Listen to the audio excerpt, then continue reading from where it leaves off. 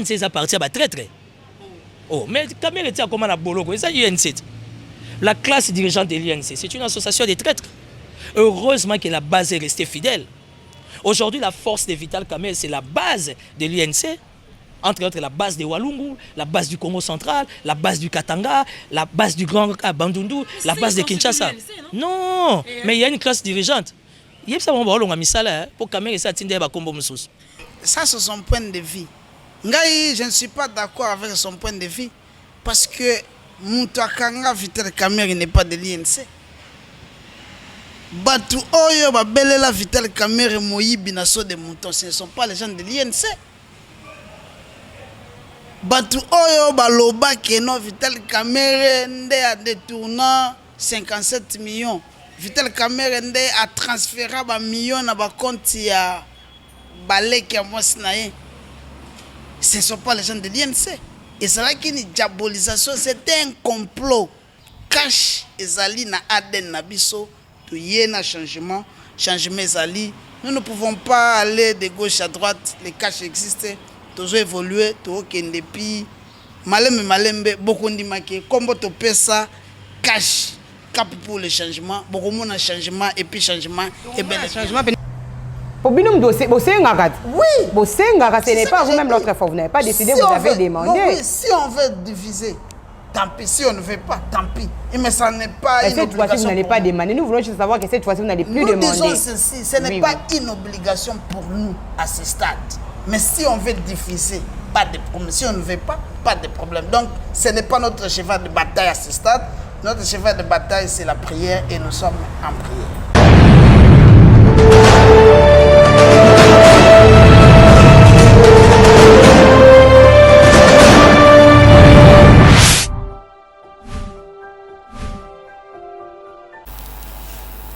Bienvenue sur votre chaîne Easy Télévision, encore chez vous avec JM Kaleou. Babi, tous ceux qui sont dans la bande pour notre top sango malamu, toujours sango yamboka. Babi, il est derrière la caméra. Tous en moi si avec Babi, Rachou la caramel. Quand on parle de Rachou la caramel, nous vont directement correcteur news télévision. Tu sais, Sarabino sur l'île Easy Télévision. Autant dit que nous musikate baluka kara. Correcteur news télévision. Vous avez ici à Kito comme un casque les les loto kiti au wapitan beaucoup moins déjà to kitna UNC.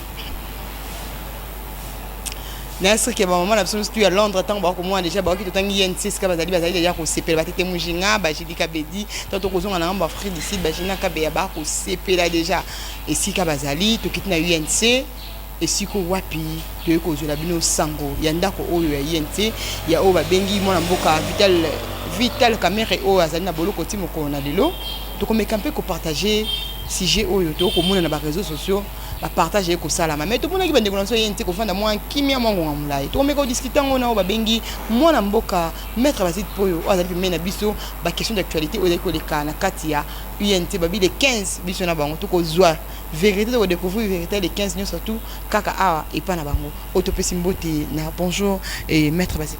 Bonjour madame la journaliste. Bonjour.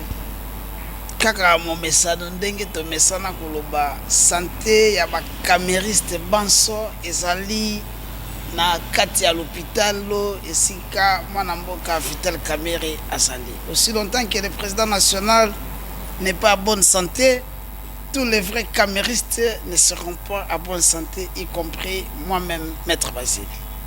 Parce que on koloba bongo batu balinga bazo éclaircissement parce que si les batu ba comprendre raté et Vital Kamerhe o azali autorité morale na bino azana kati ya boloko to azali na kati na azali na kati na hôpital donc moi mbilinga ekotaka na mitu ya ba congolais to ba camériste o bana na bino lokwa ande kona biso Romeo kuna na ngambu ya est to pesi yo mbote Jean-Luc na ngambu ya est to bi tozali de cœur avec vous yango to yenda ndako na bino pour recevoir information surtout. Le président national est à l'hôpital. À ce stade, toujours Azana Kati ya hôpital Bisika Sali. Bisika Sali hôpital en oti lelo sans suite tu es barré. Sali na centre Nganda Aza maladie. Ceux qui m'ont Aza maladie te au fond dans l'hôpital. Le président est malade, c'est la raison pour laquelle Aza hôpital na centre Nganda. Toko kende wana Vital Kamerhe na hôpital na centre Nganda. Tout le monde a consultation, tout le monde a bino ko bela que non, il sera consulté par le président de la République. Nasima Mikolo après consultation il y a Obengi mon mboka Félix Antoine Tshilombo Tshisekedi tout le monde beaucoup bela que non état de santé n'est comme sous plus grave faut pas évacuer en Afrique du Sud et boina boibo maboibo mabo lelo oyo tomoni silence oyo ekotaki na kati ya UNC kimia moko boye to surtout que subitement le 15 au cours d'appel ekobenga pona nini moi ba temps wana kimia bolamuki boselo nde bolali boko banga bose reprochaka na quelque chose toni tolali te tolamuki pe te toza mpe ya obanga pe te olobi ce n'est pas l'INC qui avait sollicité l'évacuation du président national. C'était na passage ya mwana mboka to le ministre national de la justice oyo azali ya IDPS tango ayokaka sango ke le président Vital Kamerhe aza maladi nde akendaka kotala ye. Après kotala ye nde ayebisa biso banso tolanda ye na Top Congo que le président national Vital Kamerhe azali maladi, il fallait pas évacuer. C'était la proposition du ministre. Et nous attendons jusqu'à ce jour cette décision qui n'a jamais venu. Et nous nous posons plusieurs questions par rapport à cette question. Qui bloque? Parce qu'autrefois, c'est FCC qui bloquait. Mais aujourd'hui, qui bloque? Le président est malade. Le ministre de la Justice, il y a beaucoup de maladies. Abimsaka la phrase que nous devons éviter le pire. Dans le stade où le président a maladie. Nous devons continuer les sous par rapport à ma propos. Il y a ministre, il y a justice, il y a dernièrement, il faut une consommation appropriée. C'est le souhait le plus ardent. Au lobby, le souhait INC, tantôt Bolali, tantôt Bolamuki, tantôt le silence. Tu vois, que l'Union pour la nation congolaise, tous allés trop serein, tous en a 4 à ma bonne délit. Et tous continuer à s'embêter la macasse et mingi pour na continent biso o ya union pour la nation congolaise et là que l'équipe au sambo ezate bisika batu basukaka ndesika nzamba bandaka esika maele na biso suki nde o ya nzambe bandi totikala pe komona te mutu akepa nzambe asengelo ko penza mba pesiete. Nous sommes focalisés à la prière, tous en attitude de prière. Yango ozomona ke INC mobimba tous allez focaliser pour na ko yeba nini oezoleka na losambo. Mais tu comprends que ayo sobeta l'histoire losambo ayo koloba ke INC tous allez focaliser mais to komitu na INC comme diviser toni to landa moi elilingi omuke ya moi mboka Timothée le noir alobi ete soki ya solo Vital Kamerhe atalaka na boloko lelo ezali INC nde eloka ebondo ki ya INC nde e kotsa Vital Kamerhe na kata boloko to na extrait oyo na réalisation ya de Denis Mawesha. J'ai jamais été kabiliste. Jamais, 3 fois je serai tissékédiste. Mais UNC de pescage, Bozali Banamoko. Moi je parle pas de l'INC. INC ça appartient à traître. Oh, mais Kamerhe était comment la boloko, ça UNC. La classe dirigeante de l'INC, c'est une association de traîtres. Heureusement que la base est restée fidèle. Aujourd'hui, la force de Vital Kamerhe, c'est la base de l'INC. Entre autres, la base de Walungu, la base du Congo central, la base du Katanga, la base du Grand Bandundu, la base de Kinshasa. Non, mais il y a une classe dirigeante. Il y a ça pour Kamerhe ça tinde ba kombo mususu. Nga tangi komba mutu. Na tangi komba mutu te. Te na yebi ka ke INC ezala na association ba vie bobo. Est-ce que nga tangi komba mutu? Mais bo ça ba vie bobo ba olonga musala. Pour Kamerhe ça tinde ba kombo mususu. Maître Basile Poyo.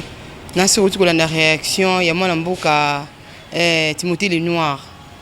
Bino moko INC yango to comprendre soudé, to meka ko éclaircissement. Yango to koloba, moneti moto, moneti malili, moneti bolemi na bino apparemment bosé reprocher na quelque chose. Vous se sentez coupable na mamususu ba bino nango. Nous ne sommes pas coupables, tous allez ko se reprocher de l'autre côté. C'est dans les stratégies. Autrefois, topta qui prend la marche.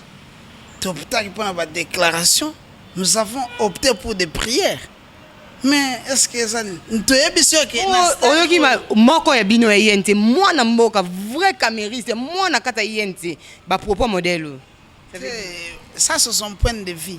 Ngai je ne suis pas d'accord avec son point de vue parce que Moutakanga Vital Kamerhe n'est pas de l'INC. Batu oyo babelela Vital Kamerhe moyibi na so de mouton, ce ne sont pas les gens de l'INC. Batu oyo baloba ke no Vital Kamerhe nde a détournant 57 millions. Vital Kamerhe nde a transféré ba millions na ba compte ya baleki ya mwasi na ye. Ce ne sont pas les gens de l'INC. Et c'est là qu'il y a une diabolisation, c'était un complot. Olanda ka CGI de passe. Très très peu bazar mo belé tam so na bato CC bazaki ko tia CC Timothée no comme au centre de la vérité. Bato CC bazaki mo belé. On a dossier avec soko 8 ans Olanda procès nana moya lelo ozomona ki ya évolution totale na makambo belé. Évolution ça makasi.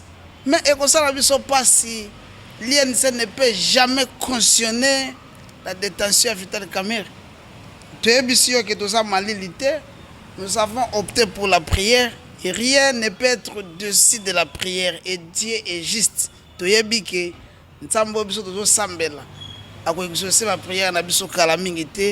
On sera avec notre président national. Ce qui est important, c'est ça.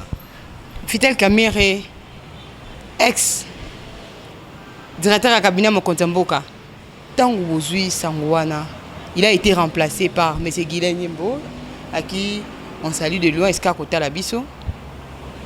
Toyo Kibino Kolobate ni Nezolek.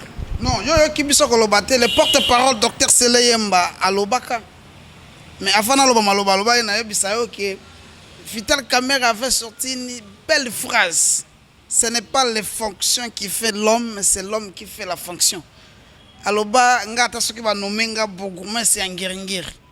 Nakosa la poste wana ezala très important que batu banso bakolola yango.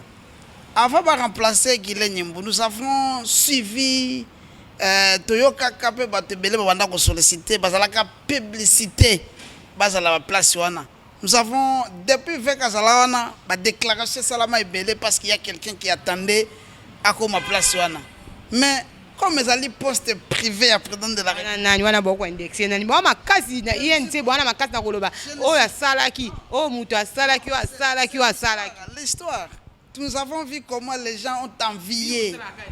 Non, biso to trasakanzela o batutu baluka baleka. Mais attends ce qui baleki bakoleka telo lenge biso to leka. Le président est allé poste privé à président de la République. Batebele banvia yango. Banda Rosela Keno, Vital Kamerhe Lungwangana remplacé, mais ils ont été surpris. Bamoni que le président de la République a jeté son dévolu et pas Motomoussous. L'INC peut sa position en gros, notre chemin Dr Seleyembo a sa porte-parole. À l'Oba, Union pour la nation congolaise prend acte.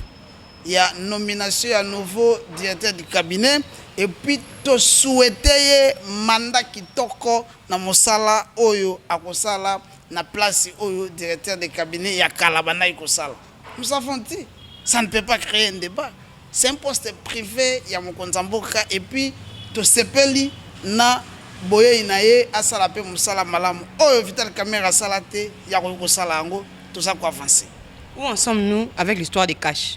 Le cash existe et nous en sommes au cash et si Kabound est au perchoir, c'est grâce au ticket cash. Parce que vous avez suivi les formateurs BAT, alors Biso Kitoko Alobi, tu travailles par rapport à ma composante FCC, composante Lamouka, composante cash et na autre personnalité. Quand on parle de cash, on va INC et IDPS. Donc les cash existent, nous sommes en bon terme. Les cash existent parce que bino boana na escar ko diembela ko kangatoni parce que cash ngo pe kufa loko ezara ngo pe structuré té pour kufa na se boko lukila ba biso ba media 14 15 heures tezaka peta msunde ba tolo kama loba ke cash kufi ko kufa pe bongo. Le président de la République a été élu sous le ticket cash to bengango ticket gagnant. INC IDPS c'est un ticket gagnant. Tango biso to bengi sabatu. Baya soutenir Félix, président de la République. Les gens ont soutenu Chadari, les gens ont soutenu Fayoulou, mais aujourd'hui, on nous a donné raison. L'INC a monaka musika et batumsisa a monanga sima. Yango biso toloba cap pour le changement. Boya, le changement c'est ici. Et bafinga biso pe belé. Bolandi mutu moko ko sala loko moko te. Bozo mona. Nous avons crié à une chose qui n'a pas existé. Oh, et banda pour exister. Parce que le président Félix n'était pas encore président de la République. Mais nous, l'INC, nous avons crié qu'avec ce ticket, le président de la République sortirait dans ce ticket. Et nous avons accompagné le président partout. et nous avons gagné les élections. Nous en sommes fiers. Cash ezali na ADN na biso, to yena changement ezali. Nous ne pouvons pas aller de gauche à droite, les cash existent, toujours évoluer, to kende pi malembe beaucoup ndimake kombo to pesa cash cap pour le changement, beaucoup de changement et puis changement et bien le changement pendant moi mingi parce que tu vas sentir beaucoup d'ami à INC, ba communicateur à INC. Silence naturel ezalité ba komi ko la biso raison comme si INC comme na ngolo église o faut pas passer ba ko ça mais la to kota ka ba intercession to tsaka bolongo na c'est pour tes ali parti politique oh il faut beau communiquer à chaque fois bato ba soutenir rabino bato ba na rabino vous ça la wana pourquoi absence wana pe silence wana bo ma biso na angle wana te bo comme ça INC église catholique to pe église de réveil maître basique nous sommes pas église catholique ou église nini, nous sommes un parti politique, ça entre dans nos stratégies et que nous sommes en prière et nous continuons à prier. Ma pexaka mutoko samlo samote. Ma ko pexaka lo samote mais to bosa na te que INC ezali parti politique ezali église te. Botika ko tinda biso to tia bolongo na se parce que ezali na posa ya ko yo kamusala malamu nini ne bino mo benga ngo union pour la nation something. Go me camper, ko éclaircir peuple congolais ezali na posa ko zala informer à chaque instant mais silence na bino eko tel ça vraiment liwa na bino na ba parti politique union surtout boko ken. To ko mona bino louche bolali na ngambo banda ba bimisa di kambo ya ke bande ko na biso bandeko ya FCC bolani na ngambo FCC to boni bo se région dans la FCC biso ba to créer cash puis nous allons nga botinda biso to créer cash et si ma mémoire est bonne lors du passage du président national na Top Congo à l'Obelaka likambo ya union sacrée et lelo yo bato belé balinga katolo bela mingi lelo ko wana. Mais tant que nous avons la déclaration, il y a soutenir candidature, il y a président Félix Tshisekedi. Si ma mémoire est bonne, jusqu'à ce stade, la direction politique de l'Union pour la nation congolaise, c'est pas ça la déclaration, c'est ce contraire. Parce que dans l'INC, c'est la direction politique qui a une décision. Donc, une décision, il y a soutenir le président de la République actuelle, à l'époque candidat. Si na moi, l'autre, ça la déclaration, c'est ngai na sa mona ndako. À tout moment, ce que nous avons dit, non. Je rappelle les gens pourquoi. Je suis fils maison et nous en sommes à l'aise. Parce que c'est la politique, hein, maître Badi. C'est la politique. Oui. La politique. Souvenons-nous bien que cash le lieu de structurer. Toi, déjà moi qu'on rappelle. La faute est comme Zaka ne bo vanda ki bo sangana ki. La faute est comme qui. Ne bo sangana ki cash ne peut le bo la mo na temps mo lobi que cash en pe te kundiang. Et ça les tickets gagnants jusqu'à ce stade. Ba jalon o biso to cha to posa, ça évolue. Et nous en sommes fiers, na combo wana ya cap pour le changement. Et le changement est bel et bien entre le ticket Vital Kamerhe et Félix Antoine Tshisekedi Tshilombo. Masua union sacrée. Lelo oyo to komona ndeka to koloba parce que tout lo ba vérité o to monaka. To koloba soka o to monaka INC kola le la muki dikamo mi consultation to ki mambango bo luka feka bo la musaya ke union a ke ne consultation. Gâteau à union sacrée yé muna mutokongo la poste le to moni sous la musi cours d'appel les 15. C'est dit à quoi moi biloko on a quel donc signa dessin ni boko pesa biso croquis ni boni bo pesa biso na minute wana. Olobi gâteau yé nana zoluka gâteau parce que à l'INC parce que moni union sacrée va dire ko la poste elle comme ma poste banane va la parce que il veut on la muki de 15 bobité to que na cours d'appel to ta tour so e ko simba to bima bolo. C'est qui fixe les dates d'audience et si ma mémoire est bonne l'INC n'a pas de juge de l'INC. Les juges sont des juges de la République.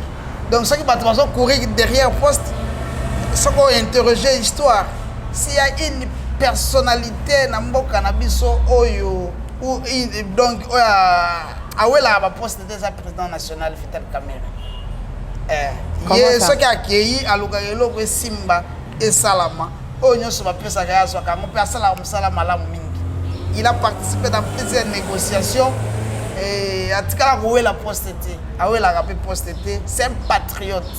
Il a vraiment les soucis de ce pays et il travaille pour évolution et avancement à Mboka Rabiso. Donc, coup de chapeau et pas mon Mboka Vital Kamerhe. Parce que tout le monde a une négociation, tout le monde a poste, mais il y a Atikala la postété. Donc, toujours évolué. Makamamala Mezali.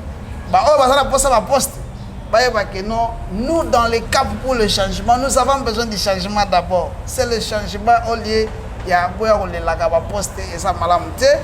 Biso dans la carte ya union sacrée, tous dans la carte à cash et tous dans la pour le changement. Bisika d'intérêt ya peuple congolais et saliwana de INC et fandé. Peuple congolais est lapidara bino mabanga, ne bino le komona peuple congolais est traité bino na ba monyo surtout yo boyiba mbongo, bosani on peuple congolais bino boko tambola na monoko. Non, le temps c'est ezali mutu moko ya malamu to tango moko ezopesa mela biso ke non na moya lelo. Mais manso baloba ya mabe po na président na biso lelo mutu nyonso aza conscient que asumu kaka. Surtout ba chrétien oyo balela baloba ebele ke veka iba faut basenga pardon parce que tout le monde ni lelo so de mouton et commis place ya mutu tout azoluka aleka. Mais tant qu'on va tourner une question à procès, Vital Kamerhe, quel était votre rôle dans le programme à 100 jours? Alors, bien, c'est un simple concepteur. Il avait conçu un bon programme. Attendez, il y a un lobby. Bon, on a un programme criminel. Maître Basile Foyo, tant que vous des moutons, c'est parce qu'on vous a tenu à l'œil. Batonio sur la télé, qui bino batala qui a il y a un le saut de moutons, comme sur la télé, ça a mais les lots sur des moutons dans la cave. Vital Kamerhe a dit que ce n'était pas lui le technicien. Il n'était pas ingénieur. Ce n'est pas lui qui finançait les travaux. Il n'était pas là où on décaissait même la somme, la dite somme. Les lots, au moins, des bandas pour ça na Kanchichi. Batuna commandant garde républicaine. Yebisa biso ni nezo l'équipe na yo. Alors bina moya lelo nazana 211 maisons habitables. Mais na autour la vidéo banda kuwana matite boti pour la ni ezaka ki mutema mabe. Oh eza banda ku fala ba pesa ngo officier depuis kala ba fanda. Lelo eba port nyonso wana ba banda ku eza na ba conteneur. Yeso yati. Ça profite à qui? Et pourquoi ça kuna? T'aimes ça comme que dans ce dossier, il n'y a jamais eu de détournement, battu limité. Juge Yanni paix à son âme. Dans la vidéo, na tongo. Atouni Jamal, alobi, Monsieur Jamal, voulez-vous nous confirmer que vous avez reçu 57 millions? Alobi, oui, je vous confirme que j'avais reçu cet argent. J'ai reçu même 2 millions pour les contrats. Mais où est la place de Vital? Le gouvernement reconnaît l'existence de Bandap. Ils ont un port partout. Lelo Oyo, l'élément est belé. Le ministère public a fondé une allégation par rapport à la lettre. Obitakou Yalobi, Vital Kamerhe avait signé une lettre pour paralyser les institutions. Mais l'actuel directeur du cabinet, il a signé le même communiqué. Même en tête. Même moi, parce que ça en janvier, et même contenu, mais ce n'est pas deux personnes différentes. Parce que Vital n'a signé qu'il y a un problème. Ça a donné solo, il y a soupçon, il y a détournement. Mais oh, il y a les lots. Pourquoi seulement Vital Kamerhe? C'est parce que les gens étaient animés d'une mauvaise volonté et ils avaient fait un complot. Notre directeur de cabinet a commis le vice-président. Tout le monde a envié à son poste. Mais le président Lelo a poni bango. Le président n'a jamais détourné. Il est innocent. Il sera innocenté par la justice et la vraie justice. C'est la raison pour laquelle nous sommes sereins en prière et que le juge pénal a le bas droit conformément à l'élément nouveau token de liboso. Oh, nous sommes les salaki et l'okomoka malonga oh présentant bisoté.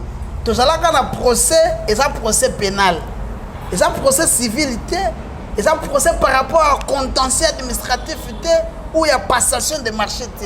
En pénal, c'est l'infraction. Si l'infraction n'existe pas, il n'y a pas raison. Il y a na bolokoto na position moko o ezali confortable té tout ça na posé à président na biso abima a au sein de la mboka a au sein de la partie tout ça na bosenga na ye ke batika ye na biloko o yatika la osalate parce qu'il n'a jamais détourné, il ne détournera jamais. Les 15, dans quelques jours, les 15, peuple congolais, parce qu'il y a une activité organisée, marche, nous exigeons, nous les nignons, cette fois-ci, il n'y a rien les 15. Non, je vous ai dit que nous sommes en prière. Nous sommes en prière, c'est par prière. rapport... Donc, Oui. cette fois-ci, ça part silencieusement en prière. Nous sommes en prière. Même moi, là, je suis en prière. Tout le monde, tous les vrais caméristes, nous sommes en prière. Cette fois-ci, vous à la télévision, RTNCT, en coulisses, à huis clos. Donc, ce n'est pas à moi de décider.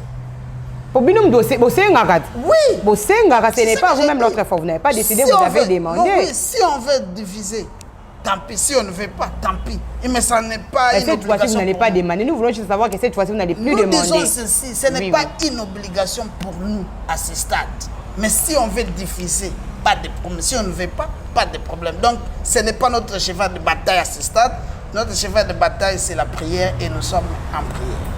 Merci beaucoup. Nous avons news sur les télévisions qui vous avez belé, ban sur Vitel Caméra, bateau sur Benganga ngambo ya Est Bukavu, Bunia Beni partout bateau sur Benganga pour nous retourner en information Vitel Caméra, Jocelyne, Nicolo, tout le monde information ya Vitel Caméra était ou peut mettre Basile ou peut Dougas Tulenge ou puis Ndeko Michel ou puis Nini. Ndako INC beaucoup kolanda message et puis ça mina mwana mboka mettre Basile Poyo akaki clair na bino amachaki bamona été to kosenga bino ba kotala vidéo ou partager on a bande ko na bino mususu o ba kozwa libakute ya kokutana na yango to kosenga mle bo s'abonner massivement to sengi merci mingi na Rachula Karama qui était derrière la caméra merci aussi à Dunema Weja mutako réaliser vidéo qui to ko pena elengi nango to sengi bino bo s'abonner pour commenter merci to kutana mikolo mikoya